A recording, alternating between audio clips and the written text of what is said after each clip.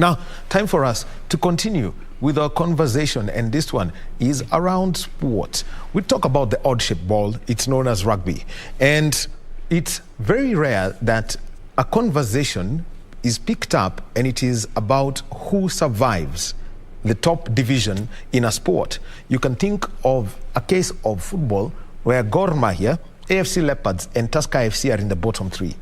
Now we have got a similar scenario when it comes to the Kenya Cup League. 17-time champions, Nondies, are bottom. 10-time champions, Impala, are also at the bottom. Then you've got the case of Nakuru Rfc, who won in 2013 and 2014, also facing relegation. And Homeboys, who've always been knocking on the doors of the Kenya Cup.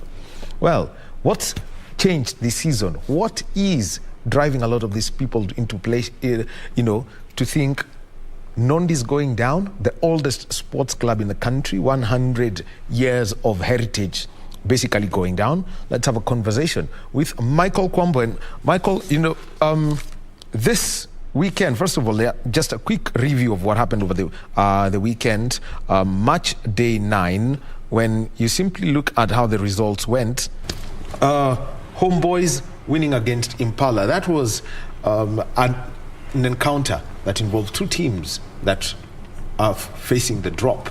Your take on that encounter? Yeah, it was a must-win game for each side. For Impala, if they won it, they would have, I think, gotten out of the relegation zone. For Homeboys, the season was, they were just hiding behind these other teams. But in crunch time, they've realized that they can actually go down. So they also needed to dig deep and maintain their Kenya Cup status. They've been in the league since 2012. That's what went down. It was anybody's game. And looking at the current pedigree of the Impala squad at the moment, like I said, it was anybody's game, and each team had a chance going into that game. Now, let's talk about Impala. 20 years ago, they also went down before the revival came. And we had the late Benjamin Ayimba. We had Oscar Osir in that side. We had Bill Odongo. We had the late, Alan Makaka was also. Samson Odhiambo. Makaka played for Queens, yeah. Samson Odhiambo, who also later played for Nondies. Just what's been the transition of players that Impala has lost, that at the moment things are not looking good for them? Wow, the transition has been massive, but also remember Impala has bred so many players over the years. So being one. yeah, true, me being one. So I do find it quite, what can I say, not really surprising, but it's more heartbreaking to find themselves in such a position when they do have so much talent across the board. But there are other issues belying them. Obviously, issues of sponsorship. Remember, the game has changed. It isn't amateur as it used to be, and it's not fully professional, but there's something to gain. So obviously, with players not motivated enough, you are going to face these struggles. And if you look across the teams that are struggling, that is the common thread. Well, let's look at the other game. Nondies is the other team that is facing relegation. But we'll come back to Nondies and their history, because they've got a very big history. They won against Mwamba.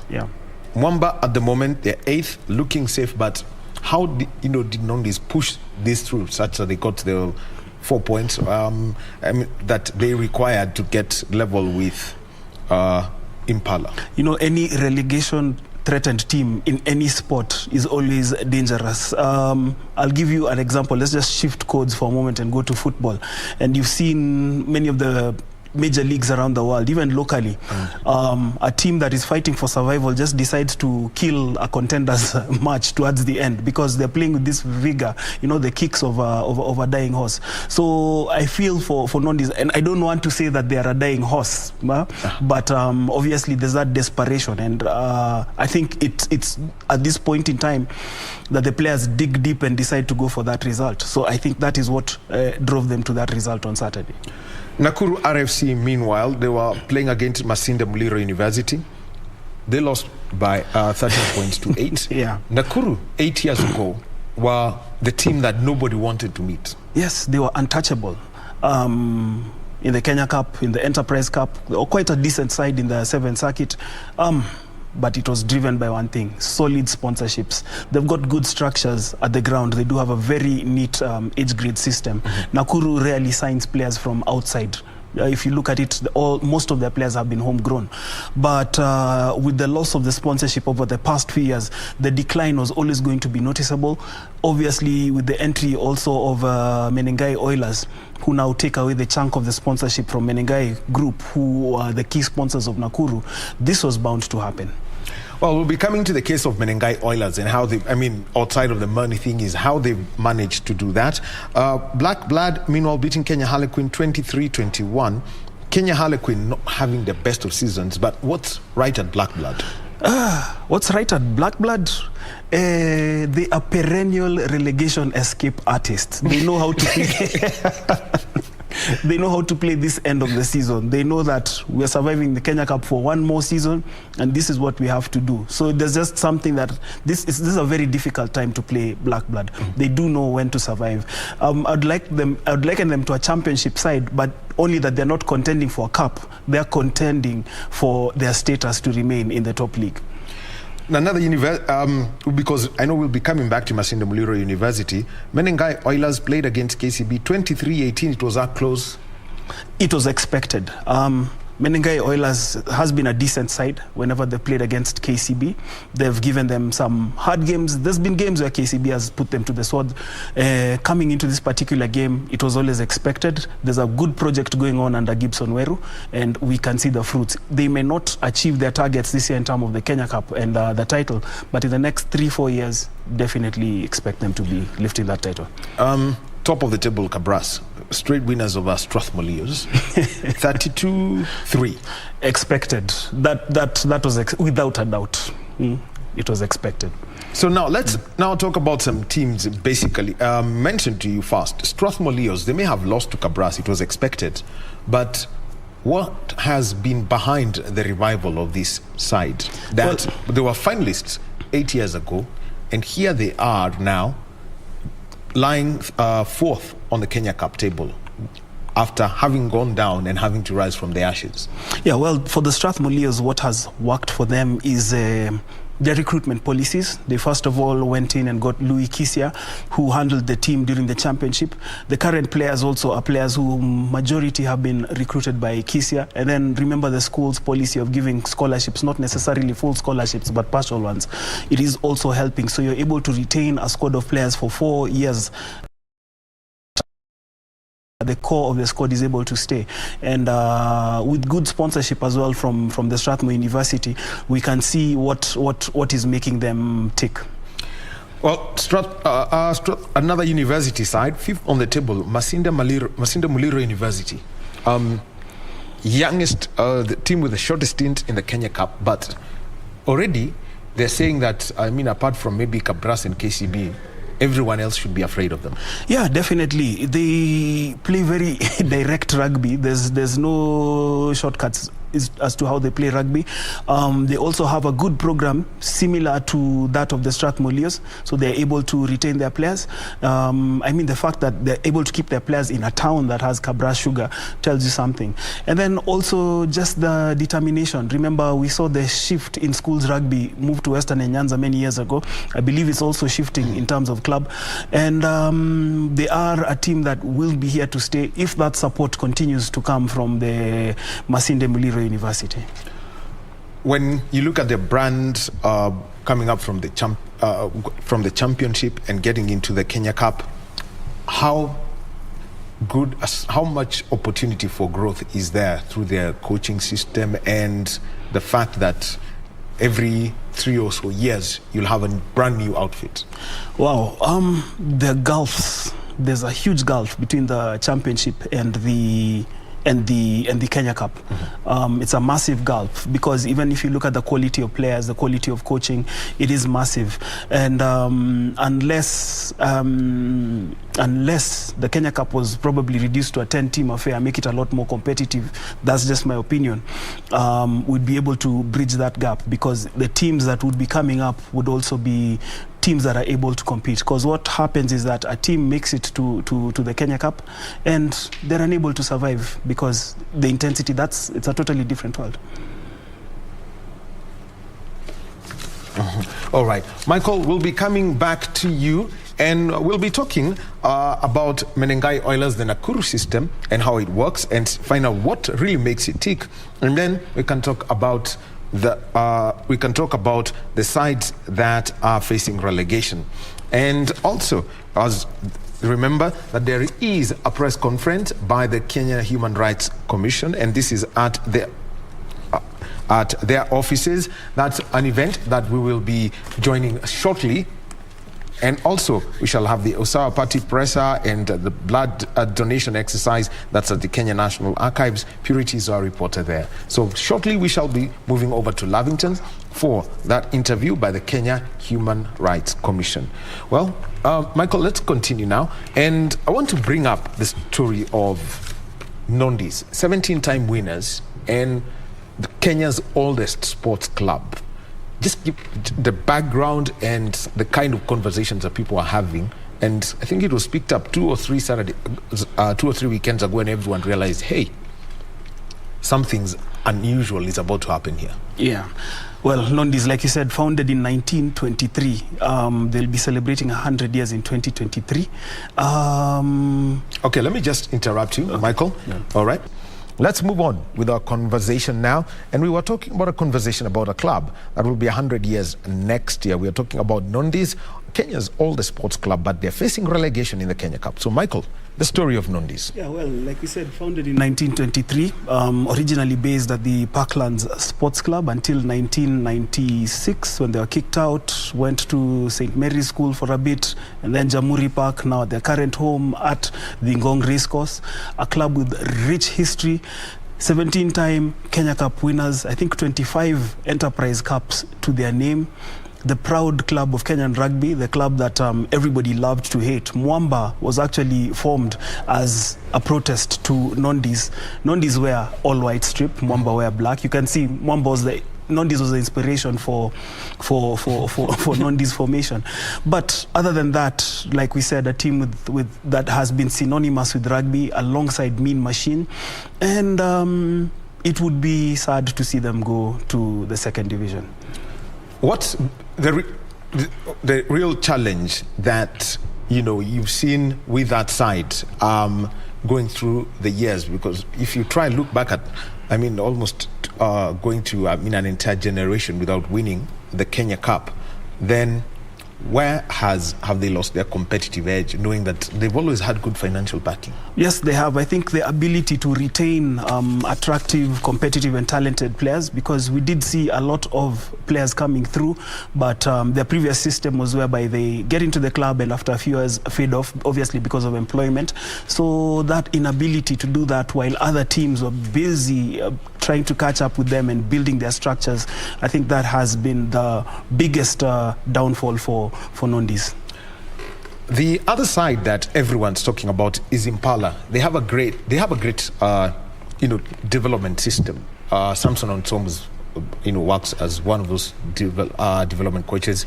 What is the real story that Impala have had their ups and their downs through the years? Well, I think for Impala as well, the pride, the prestige that was there previously has also faded away.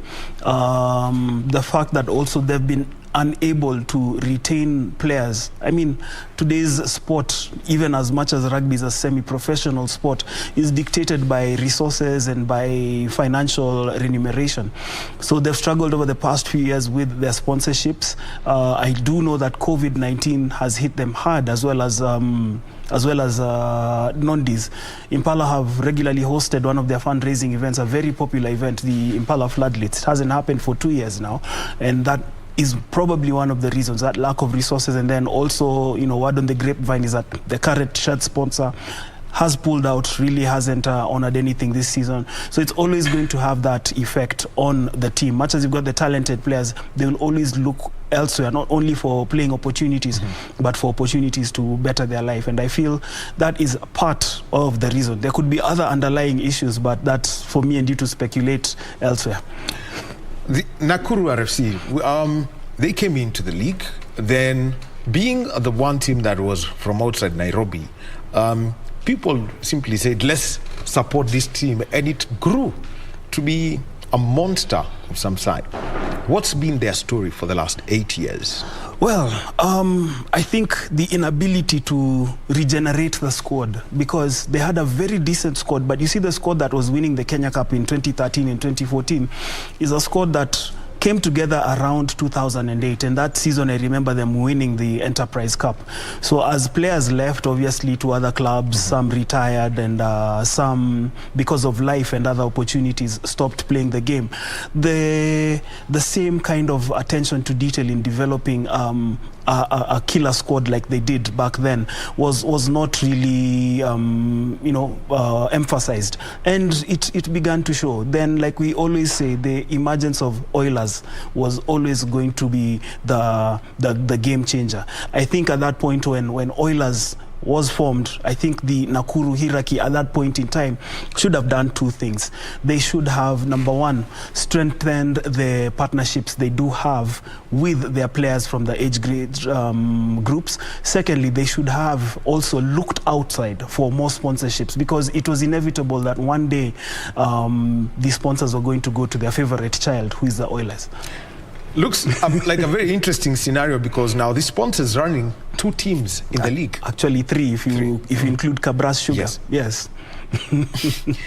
And what's the kind of competition now that has come out of that has become Nakuru? Because the one thing we know is Nakuru was not a town divided 5 years ago. Yeah. Now it is. Yeah.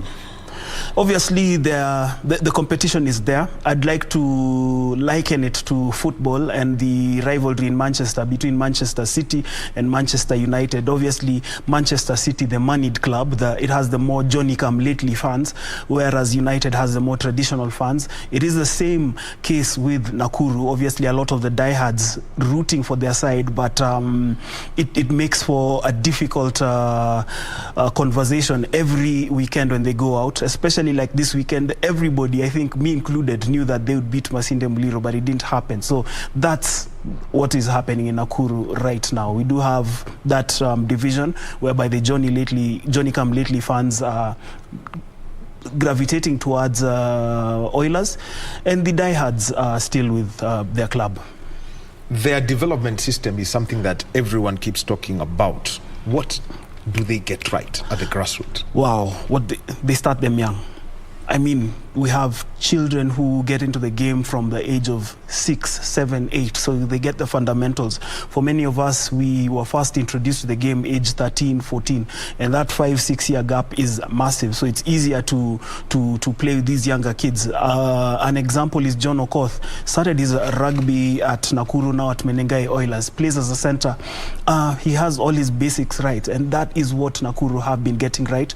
Their interactions with the community as well, because at one point they did have a version of the Prescott Cup, but obviously not called the Prescott Cup, but Nakuru District Schools League. So you have players from a number of schools there joining the club at age grade, and just rising through the ranks. A very good example, Monate Akwe, who's now playing professional rugby in the United States. So that again, they've got it right, but you also feel COVID again has really messed it up for these three former giants of Kenyan rugby. Well, another club that was always knocking on the doors, Homeboys RFC. This is a club that's actually run by somebody out of his own pocket. Yes. But the impact they've had, the players they've produced, how it's always been felt, always knocking on the doors of winning the Kenya Cup, consistent at the semis. What's been the challenge over the last 2 years? Well, funding as well. We even saw them opt not to participate in the 2021 Kenya Cup League. Remember, that one was optional because there was no relegation. However, looking back in hindsight, that is something that was detrimental, because they were a whole year plus out without playing any competitive rugby, and you come back and find it hard to compete in the same league that where you actually terrorized opponents. So it was always going to be hard, and we have seen it. They've blown hot and cold. They have players who have the talent, but the rust has really messed them up this season, and unfortunately there's relegation. Well, they talk about relegation. One side that is proper mid-table at the moment is Kenya Harlequin. They had been on a slump, but what's happening right now at the club? Well, actually, there's a revival of sorts at Kenya Harlequin. They're beginning to get their systems right. They've probably also brought in the right coach. They do have a very young squad as well, peppered with the experience here and there with the likes of Viden Agero, Patrice Agunda, who's back from retirement. And you do feel that if they work together for 2-3 seasons, if they keep their discipline as well, they could be back to where they were always, you know, never written off challenging for any title in the country. The other aspect that we need to talk about is quite a number of draws that have been recorded. KCB have won, Nakuru have won. Black Blood have 2. It's funny that you mentioned Black Blood because they have been the protagonist in those draws. Against KCB, the game wasn't played because the KCB bus got stuck on the Black Blood pitch. And since the calendar is tight, those 2 things, either the game be forfeited, but KCB agreed to share the points. However, KCB parked the bus. They parked the bus but we know what happens with black cotton soil. Yes, yes, there's that. However, Black Blood went to Nakuru a few weeks ago. Another game we also expected, I mean, it was 50-50, but being Nakuru, we expected them to pull off, even if it was a 1-point win. When the results came back, it was 10-10. Yeah, that's been Black Blood for you. Yeah. Well, Black Blood is Kenyatta University, and there's a little story about that.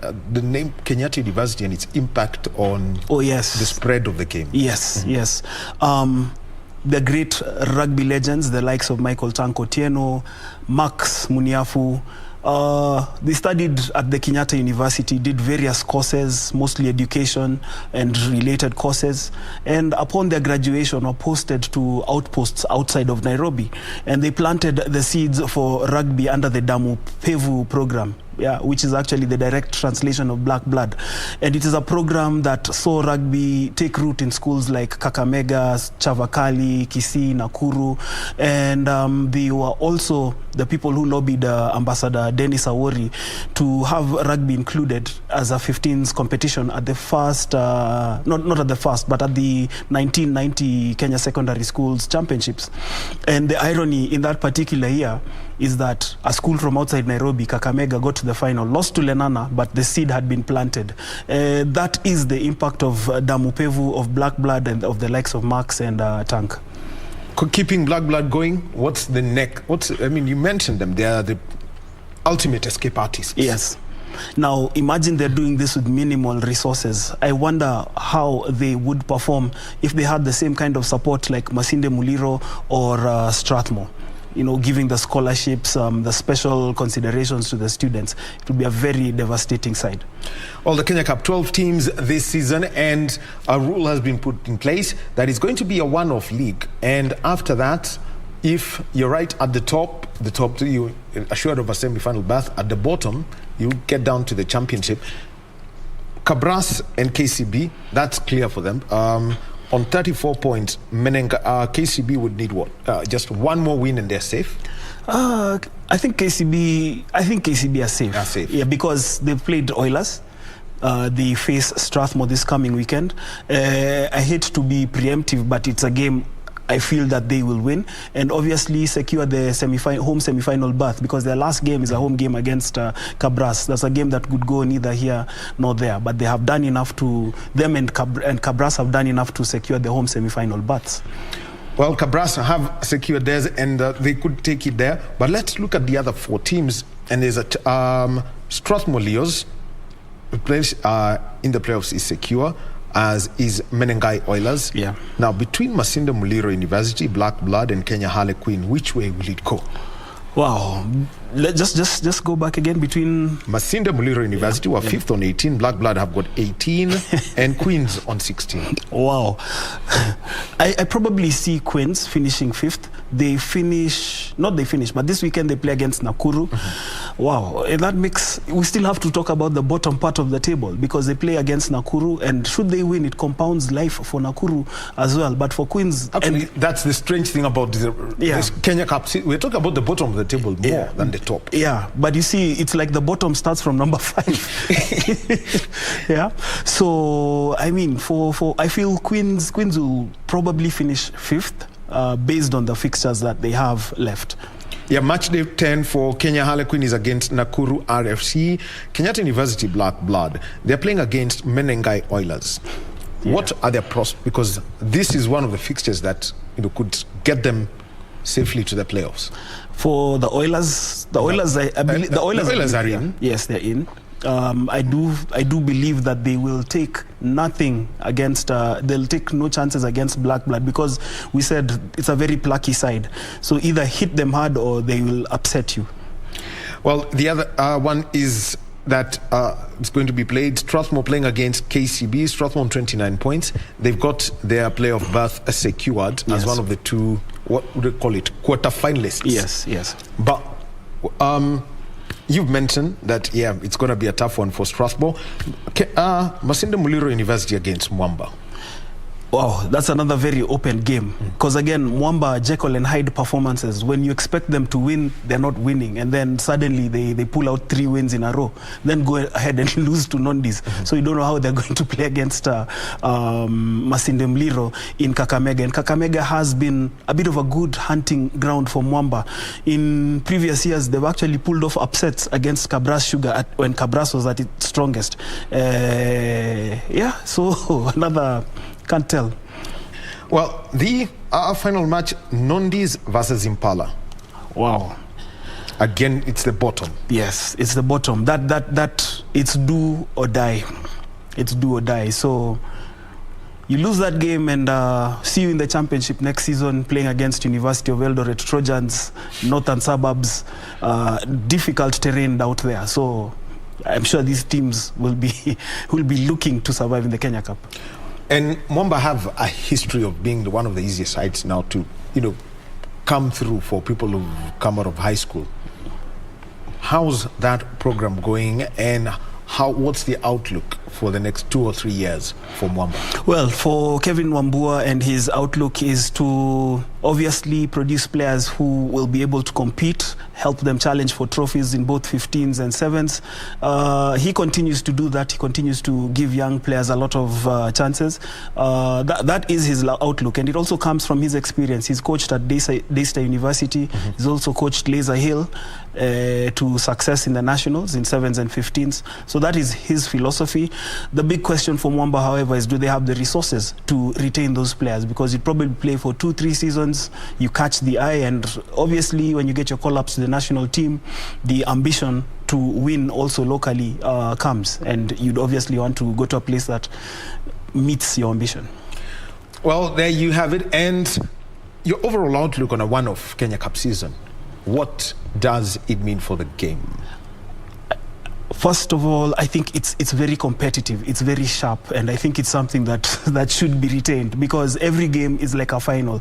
So what it does is actually gives competitive edge to each and every fixture that is played throughout the 11 weeks of the league phase. That's what it does for the game. I think players are showing up at their sharpest right from game 1 to the last round of the round-robin fixtures. Well, eventually the finale, is it going to be the same suspects, Kabras and KCB? Yes, without a doubt, without a shadow of doubt, it will be the same suspects. But where the trophy will go, that's between the two sides. Well, the conversation now that I would like to have is the build-up towards the Rugby World Cup qualifiers. What's been something that Paul Odera has looked for, some common style of play for players who are in the Kenya Cup League, such that when they are called up eventually, then there's going to be a lot of activity. There's going to be a little activity on trying to get some basics or structure right. Is there a uniformity coming in at the moment? Wow, there was a uniformity, but however, with now training being hampered, it is difficult to hang on that memory. So I think we have to go back to square one and build that harmony, build that uniformity. Your outlook for the Rugby World Cup qualifiers, because it starts with a big one. Yeah, Kenya versus Uganda. Yeah, that's always a big game.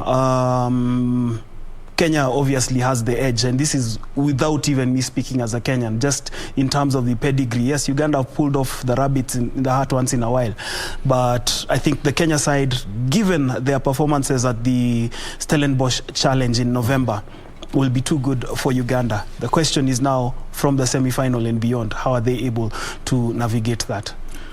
What's been the story of teams like, Madagascar, also at times, Tunisia pulling off their A game occasionally? Then you've got the old story of Namibia. Where does Kenya really fall? Where does Kenya really fall? I think Kenya is above Tunisia and Madagascar, but below Namibia.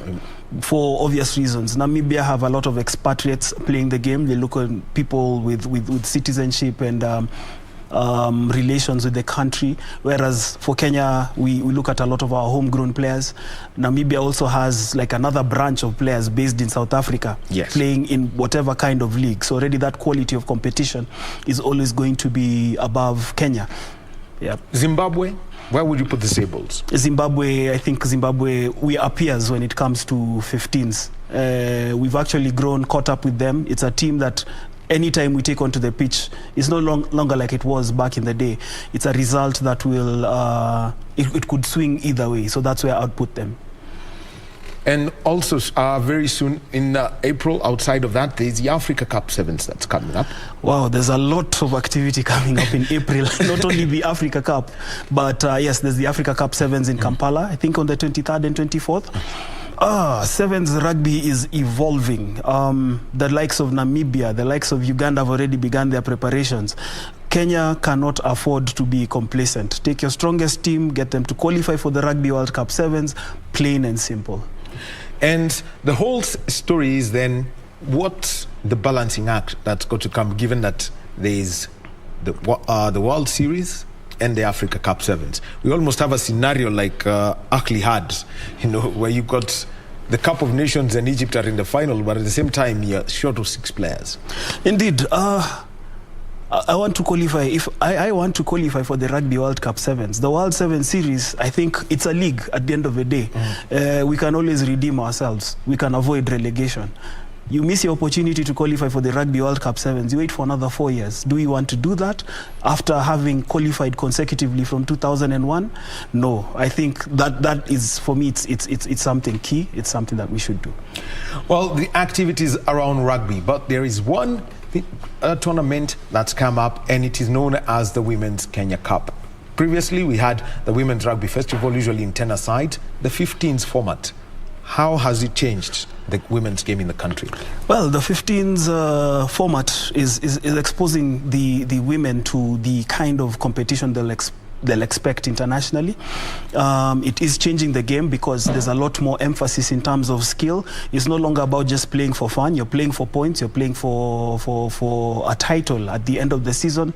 It will not immediately have the change now, but probably 2-3 years down the line, we will be able to see the effects of the Women's Kenya Cup. What's been the reaction from first the players themselves? Well, they have welcomed it because I talked to quite a number of them, and they rarely get to play 15s rugby. It's mostly 7s and 10s.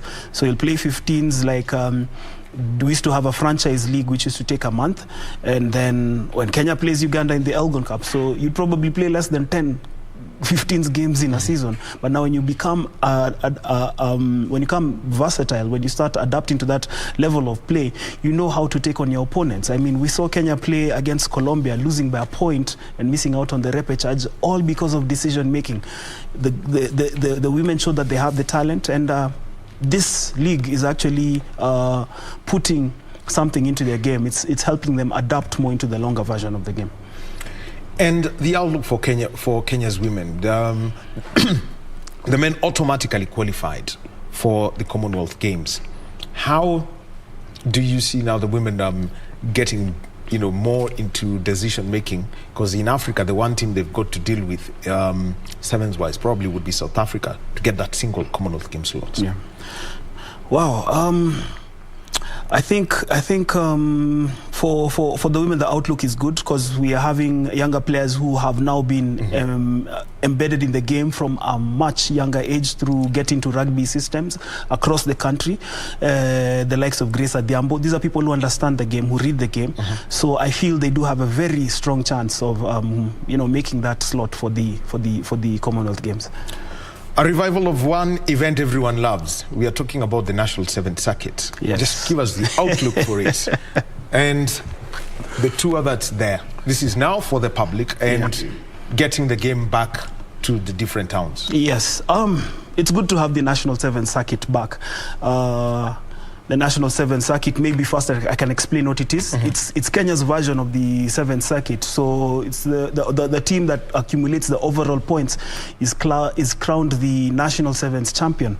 It will be in Nairobi, Kisumu, Mombasa, Nakuru, and I think Meru if Mwamba decide to take Kabeberi 7s there.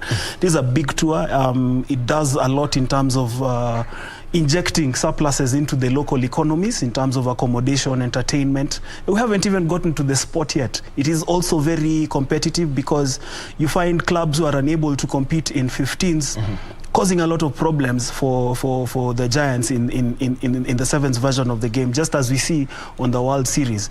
It is great to be back. The outlook we expect the clubs, obviously they are in charge of the events, to market it well. We do expect good crowds to turn up as well. I mean, 2 years without it, Kenyans have missed out on those tours, and also on the drama, because there were days when into the last 3 rounds you wouldn't know who's going to win the overall circuit. There are many times it's been decided at the final tournament. So that's all the drama, the excitement that we're missing out on. But more importantly, looking forward to unearthing the next crop of 7th talent. We've seen the likes of Brian Tanga come from there, the likes of Jacob Oje. So who will be the next to come from that particular circuit? What are the clubs saying about, the proposed format and how much is being done, to have, even as people go out, the people are made aware of what the Kenya Rugby Union requires of them for their own safety and also for their security? Well, obviously there are guidelines towards the game, which obviously came from the state. Were given to sports federations. They have been communicated to the clubs. We do know the clubs are very aggressive when it comes to marketing their events. We do know that they are going to inform the fans about what is happening, and they'll be able to deal with all the information in terms of safety, security, health, and so on and so forth. That is information that will be put out, it will be flooded out there. Well, Michael Kwombo, you are giving us, your thoughts about the rugby scene in the country, and also, the Kenya Cup, the women's game, the last, very, very last one, the overall performance of Kenya in Spain, and over 2 legs where at one they finished, yes, on the lower half of the table, but it was 2 levels of performance. Yeah, it was 2 levels of performance. You just feel they're yet to engage that gear. This is a team that has so much potential. Yeah, they're unable to engage into that high gear, and I hope that they peak. But again, if you look at trends over the years, Kenya has tended to struggle in the opening legs of the World Series. Over the past, since they got onto the World Series in 1999, I remember looking at a document with a friend of mine, and the overall performance trend, they tend to peak when they're going towards the Hong Kong, Singapore part of the season. So, and right now, knowing that we don't have the legs down under, how much of a friendly time is the country going to have, especially when it comes to time zone adaptation? Time zone adaptation, they should have enough time. They should have enough time, because the games in Singapore and Hong Kong is in April, right? Yeah. So, it's also about psychologically preparing, knowing that from a particular point I will be in Hong Kong. I remember there was a previous coach who used to get the players to adapt their body clocks before going. I don't know if that is still done. But, once they get there early, that's why World Rugby ensures the teams are there in good time. They should be able to adapt and not struggle in terms of body clock. Yeah. Well, the Kenya Sevens team, they were in Spain, they were in Malaga, they were in Sevilla. Malaga didn't go well. Seville, eventually, when you finish ninth, when you finish and you're coming in from, looking for that 1 point, then there's a whole transformation. Michael Kwombo, thank you very much for your conversations on the Kenya Cup. Look out for the next 2 weekends, because Nondies, Impala, Nakuru, Homeboys, one of the sides could be going down from the Kenya Cup. But worst, if the way that Nondies are going into celebrating 100 years is by being relegated from the Kenya Cup that they've won a record 17 times. Thank you for your time this morning. Time for me to leave. Coming up next, Kurunzi ya Mashinani with Zainab Said, and that's going to be followed by our interview program, Tamrini. I am Daniel Wahome. On behalf of the team that put this together, I want to wish you a very good day.